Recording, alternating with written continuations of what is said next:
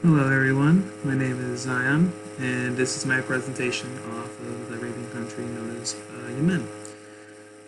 To start things off, we should talk about how Yemen was originally, kind of like how North and South Korea was known as North and South Yemen. In the 1990, somewhere around that time, they became one and created the new flag. Red symbolizes unity and all the martyrs that sacrificed themselves to bring the two countries together. White resembles the future, nice and bright, and black resembles the dark past, which they don't want to forget about. Let's see. Here is the map of Yemen. It is right below Saudi Arabia, which is right up here. And you might recognize some of these cities, maybe Sana'a. It's very popular. It's a very ancient city. Let's see, geography. Up here in the west, we have Western Highlands. Same can apply to the east. We have a coastal plain that runs north and south. It's known as Tiama. And you have Central Mountains and the Eastern Desert region. Some of these highlands, they're also known as the Yemen Highlands. For history, the history, culture, economy, population, all that revolves around Yemen's location. In ancient times, its location was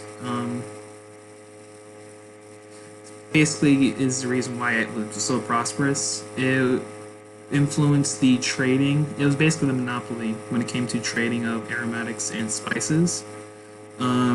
Because of that, it earned the name of Fortunate Arabia, as most Romans called it in the ancient times. The location was at the southern entrance of the Red Sea. And as I said in the PowerPoint, the Red Sea is a trading communications crossroad during that time. As far as important cities go, cities such as I stated before, Sana'a. We also have Al Hudaydah.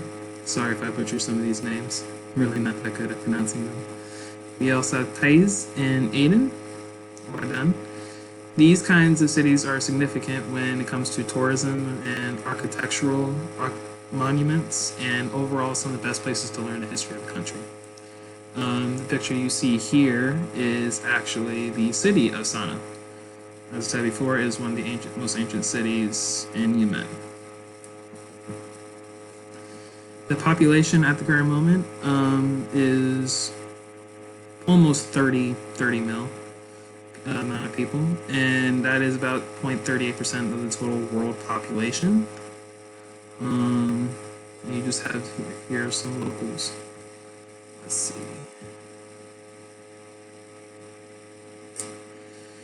Now on to the bad bit, because it's 2020 and Yemen's facing some very troubling time right now.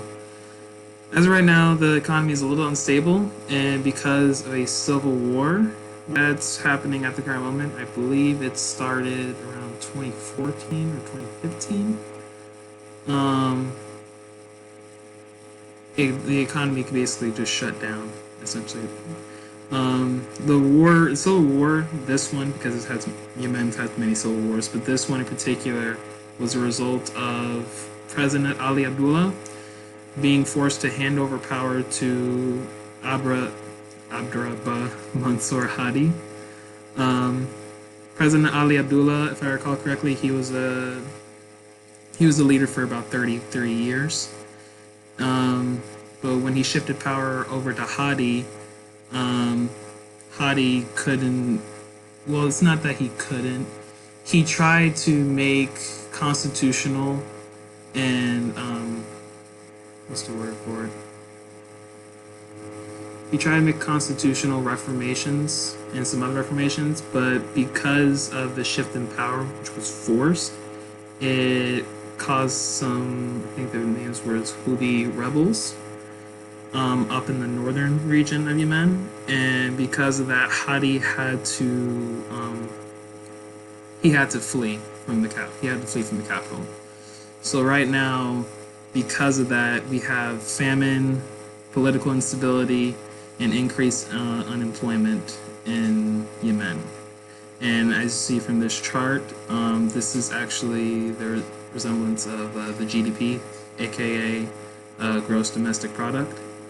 The money value of everything is just dropping by a dramatic amount. As far as the education system goes, Yemen mostly has primary education. Secondary education is provides only a few people, and college is honestly really rare because right now, especially right now, money is just not something you can easily obtain. But it is one at this point. It is one of the top priorities of the government. They want to try and educate their kids as much as possible. They're actually before the Civil War hit, they actually had an increase in the amount of money they would donate to education. Let's see. Standard of living, as I said before, Yemen right now is in a very, very tough spot. How some might say it, inshallah, God willing, they would eventually get better. Hopefully everything will be alright. But due to a lack of resources, Yemen is now one of the most poorest countries in the Arab world, with more than half of the population being in poverty. And evidence shows, and I actually did research a little bit, from 2015 to 2020, poverty has increased by at least 20%. Because right now it's about at least 78% of the people in poverty right now. And it just keeps increasing. And if it doesn't get solved by at least 2023, 2025, almost the entire population is going to be in poverty, which is not a good thing. For security, to be blunt, it's not strong. Living in Yemen is hazardous due to lack of resources and terrorism. According to the U.S. Department of Travel and Security, Yemen is actually marked as level 4, which, if you don't know, is the highest level of danger. And it doesn't help the fact that Yemen is also, just like the United States, is facing the COVID-19 pandemic. So it's really bad. But yeah, I'm not trying to add saying Yemen's bad or anything, but right now they're just in a really tough spot. It probably isn't recommended to try and go there anytime soon, at least until the pandemic ends and the civil war is resolved, which they are slowly but surely finding a solution towards too. And here are some of my sources, and it looks like I do have some time left, so I do have a little bit of a video you might like to watch. It shows some of the more positive aspects of Yemen, if you might like it.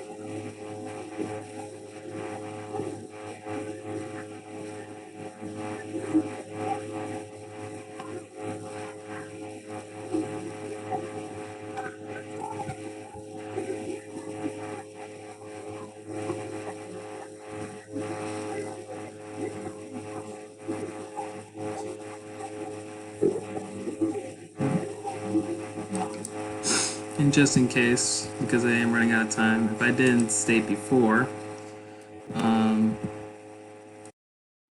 let's see here, because I am running out of a little bit of time.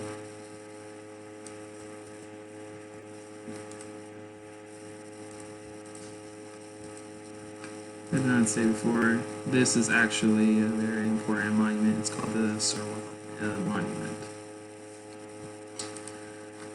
Looks like I ran out of time, and I hope you enjoy the presentation.